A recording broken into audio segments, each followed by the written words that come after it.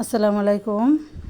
আজকে অনেক বড় একটা কাঁঠাল নিলাম, কাঁঠালের পিঠা বানাবো। কাঁঠালটা অনেক সুন্দর করে পাকছে। আমাদের ননদের বাড়ি থেকে কাঁঠালটা দেওয়া হয়েছে, অনেকগুলো কাঁঠাল দিছে। তার মাছ থেকে এই কাঁঠালটা আমরা আজকে কাঁঠালের পিঠা বানাবো। খুবই সুন্দর, দেখতে পাচ্ছেন লাল টকটকা কাঁঠালটা। কাঁঠালটা খেতে খুবই সুস্বাদু এবং মিষ্টি, তাই এই কাঁঠালের পিঠা বানাইলে অন্যরকমের স্বাদ হয়। তাই বিকালবেলার নাস্তার জন্য আমরা এই কাঁঠালের পিঠাগুলো বানাইতেছি। বাসায় তো এরকমই ছিল না, গুঁড়ি ছিল না। কাঁঠালের পিঠা বানাইতে চালের গুঁড়িটা দিলে আতপ চালটা খুবই সুন্দর হয় এবং সুস্বাদু মজা হয়।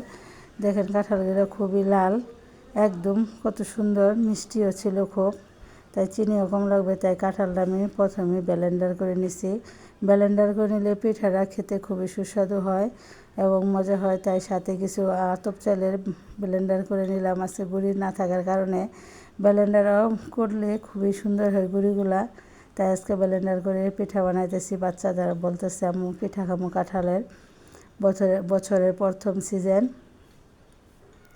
তাই কাঁঠালের পিঠাগুলো খুবই সুন্দর করে দেখেন নিয়ে নিলাম, মাখায় এনেছি চিনি দিয়া। এখন খুবই সুন্দর করে যে পিঠাগুলো দিয়ে দিব।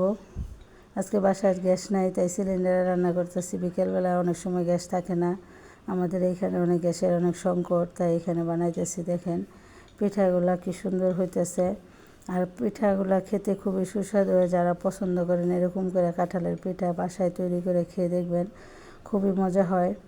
আমার বাচ্চারা তো খুবই পছন্দ করে। আর পিঠাগুলো দেখতে খুবই লাল হইতেছে, দেখেন কি সুন্দর। এরকম করে ছোট ছোট করে বানালে পিঠাগুলো খেতে খুবই সুস্বাদু হয়।